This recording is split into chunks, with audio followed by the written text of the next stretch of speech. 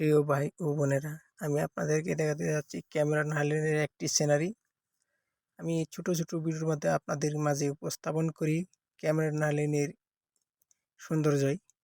তবে আপনারা আজকে দেখবেন ক্যামেরন হাইল্যান্ডের আরেকটি সৌন্দর্যই সিনারি।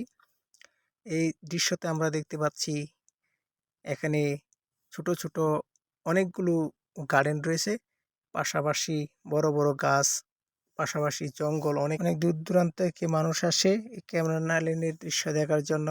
আপনারা দেখছেন এখানে মানুষ নানান রকম সবজি চাষ করে এবং এখানে অনেক ধরনের পাখি বসবাস করে, যেমন যেমন সাধারণত কাক, কোকিল, আর হয়তো নানান জাতের নাম জানা অজানা অনেক পাখি থাকে।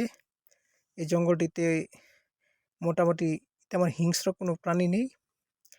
এখন দেখবেন আপনারা জঙ্গলের মাঝখানে এই যে নিচে একটা গার্ডেন রয়েছে না, এই যে নিচে গার্ডেনগুলি, এই গার্ডেনের নিচে একটা ঝর্ণা রয়েছে। ঝর্ণা দিয়ে পানি প্রতিনিয়তই প্রবাহিত হয়।